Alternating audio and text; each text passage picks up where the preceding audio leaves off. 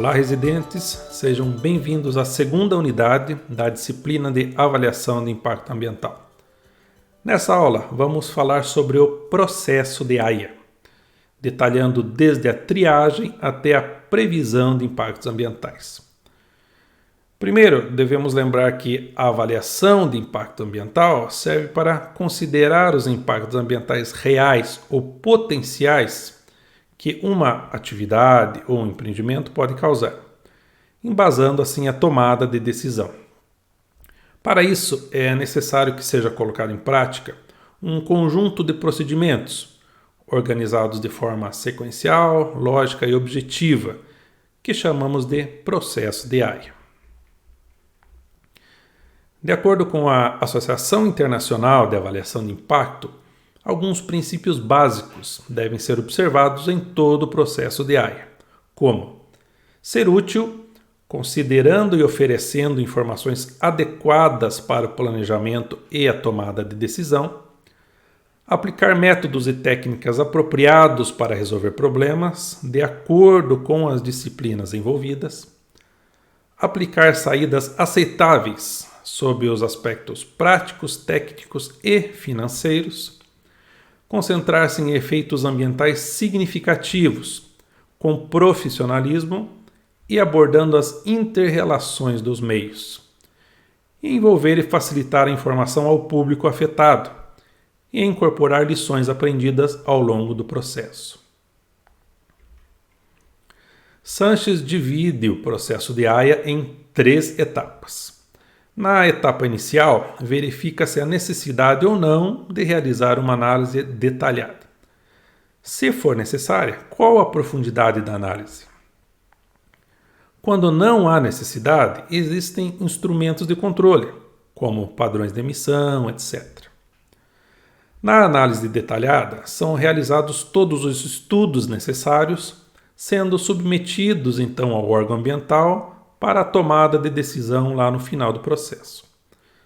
Se for aprovado, temos a etapa posterior, que consiste no acompanhamento. Qualquer processo de AIA apresenta princípios operacionais fundamentais, ou passos básicos. Na triagem, analisa-se a necessidade ou não do estudo detalhado. Na determinação do escopo, define-se a abrangência e a profundidade dos estudos.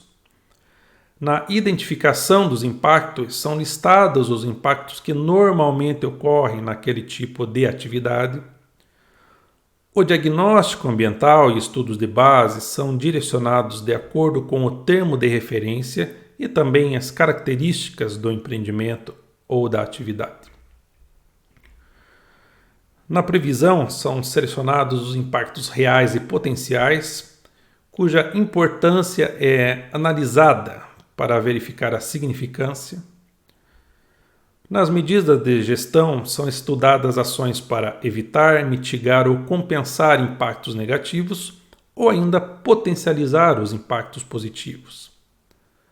Na elaboração do EIA-RIMA, são documentados os passos citados para que possam então ser analisados tecnicamente, dando subsídios para que o órgão ambiental possa tomar a decisão de aprovação ou não.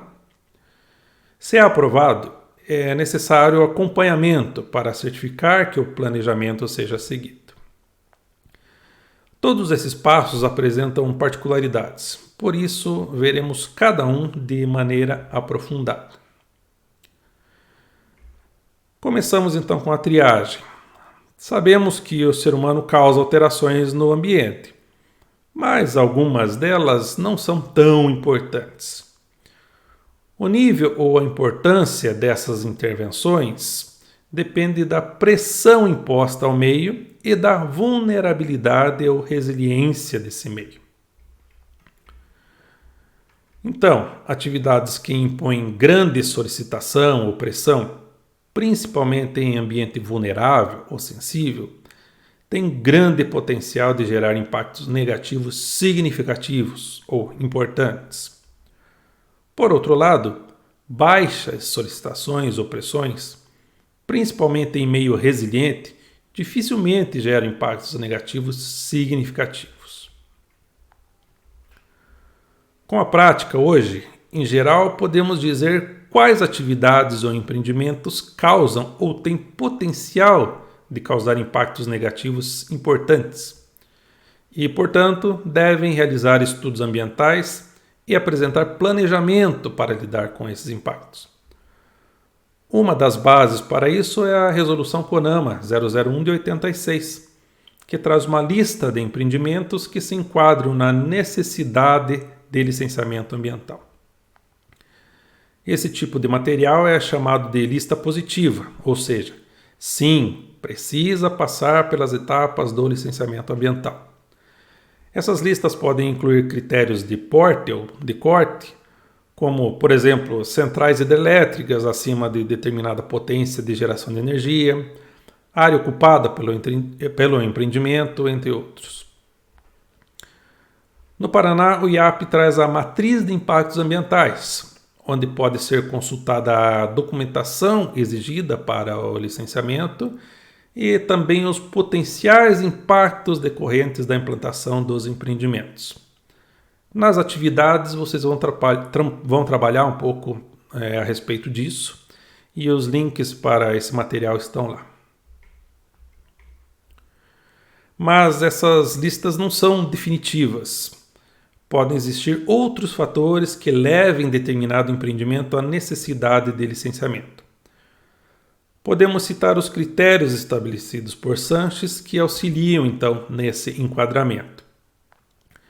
Então, as listas positivas, projetos para os quais há exigências de estudo detalhado. As listas negativas, projetos com impactos pouco significativos, controlados pelas regras gerais.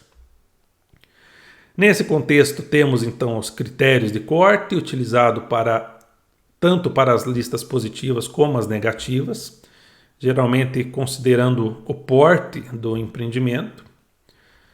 Também a localização do empreendimento, se o empreendimento for previsto para uma área sensível, por exemplo, mesmo que ele esteja na lista negativa, pode-se exigir estudos aprofundados. E recursos ambientais potencialmente afetados, quando o projeto afeta um tipo de ambiente que necessita proteção ambiental, ou um tipo de recurso que necessita dessa proteção. Após a triagem, se o empreendimento necessita do licenciamento ambiental, temos a determinação ou definição do escopo. Escopo significa alvo, objetivo, mas em um sentido de abrangência, de alcance. Então, definir o escopo significa saber onde quer se chegar e como fazer para alcançar o objetivo. De acordo com Sanches, as funções dessa etapa são dirigir os estudos para questões relevantes ou temas importantes, estabelecer os limites e o alcance dos estudos, planejar os levantamentos para o diagnóstico ambiental e definir as alternativas a serem analisadas. Essa etapa serve, por um lado, para evitar estudos excessivamente detalhados, mas também para impedir a apresentação de estudos superficiais, que muito pouco contribuiriam para a avaliação dos impactos ambientais e ainda poderiam gerar custos adicionais e provocar atraso no processo de licenciamento. Assim, é preciso estabelecer a abrangência e a profundidade dos estudos. A abrangência diz respeito ao conteúdo do diagnóstico ambiental. Por exemplo, para a instalação de um parque de geração de energia eólica, sem cursos d'água nas proximidades, dificilmente será essencial um estudo detalhado da fauna de peixes dos rios ali da bacia hidrográfica. A profundidade significa o nível de detalhamento. Então, uma barragem para a instalação de central hidrelétrica já necessita de maior aprofundamento quanto à fauna de peixes. O produto dessa etapa é o termo de referência, ou ainda instruções técnicas, que é um documento elaborado pelo órgão ambiental competente para direcionar a realização dos estudos. Nesse documento, então, são especificados que tipo de estudos devem ser feitos e o nível de detalhamento. Após a definição do escopo, o estudo de impacto ambiental pode ser planejado e elaborado. O primeiro passo consiste na identificação dos impactos ambientais. Significa formular hipóteses sobre como as modificações ambientais causadas direta ou indiretamente pelo projeto poderão afetar o meio ambiente. Podemos ter uma grande variedade de impactos, sejam eles potenciais ou efetivos, decorrentes das inúmeras atividades humanas que provocam alterações ambientais. Algumas ferramentas que podem ser utilizadas para a identificação dos impactos são lista de verificação ou checklist. Consistem em uma relação de impactos que ocorrem ou podem ocorrer em certo tipo de empreendimento. São bastante simples e geralmente usadas como um ponto de partida, sendo adaptadas conforme o projeto. Matrizes. As formas mais simples consistem na integração de duas listas, onde é verificada a interação entre os itens. A mais famosa é a matriz de Leopold, e existem várias possibilidades de arranjo das matrizes, com mais de duas listas, sistemas de pontuação, símbolos, etc. Redes ou diagramas de interação representam de forma didática as relações de causa e efeito, mas situações mais complexas podem gerar certa dificuldade no uso desse recurso. Estudos de base e diagnóstico ambiental. Essa etapa, que deve ser realizada por uma equipe multidisciplinar, dá embasamento para a previsão e avaliação dos impactos ambientais e contribui também para a definição dos programas de gestão ambiental. Algo importante nessa fase é se atentar ao tipo de abordagem para o levantamento de dados. Não é indicada a abordagem exaustiva, onde é feito um levantamento muito aprofundado, cujos dados muitas vezes nem são utilizados na sua totalidade. Assim, recomenda-se a abordagem dirigida, ou seja, levantamento abordando componentes e processos que podem ser afetados pela proposta em análise. Porém, também devemos ter cuidado para que a abordagem dirigida seja suficiente. Há situações onde o estudo foi feito de maneira superficial e o empreendedor e a equipe multidisciplinar tiveram problemas, tendo seus resultados questionados, muitas vezes gerando mais custos financeiros e temporais. Isso também está relacionado com o tipo de dados utilizados, que podem ser primários ou secundários. Os primários são aqueles inéditos, obtidos exclusivamente para o estudo em questão, como o levantamento do perfil social da população de um bairro em específico, ou ainda o inventário da vegetação local. Já os dados secundários consistem em informações obtidas anteriormente, com outros propósitos, em outras situações. São exemplos dados demográficos, frota de veículos do município, entre outros. Ultimamente, está sendo incentivado o uso de dados secundários em várias situações, mas devemos ter muito cuidado com isso, pois geralmente há diferenças em relação aos impactos de dois empreendimentos, mesmo que eles sejam do mesmo tipo, instalados em locais próximos ou locais com características semelhantes. Então, podemos fazer as seguintes perguntas para planejar os estudos de base. Quais são as informações necessárias e para qual finalidade serão utilizadas? Como e onde serão coletadas essas informações? Durante quanto tempo, com qual frequência e em que épocas do ano serão coletadas? Na avaliação de impactos ambientais, a delimitação das áreas onde as alterações ocorrem e se manifestam ou podem se manifestar é extremamente importante. A unidade espacial mínima é a área diretamente afetada, geralmente consistindo na área fisicamente ocupada pelo empreendimento. São impactos comuns à supressão da vegetação, impermeabilização do solo, entre outros. Nesse exemplo que estamos vendo, temos a área diretamente afetada ao longo do traçado de uma obra linear, marcado ali em verde. Mas os impactos ambientais não se restringem à área diretamente afetada. Geralmente ultrapassam esse limite.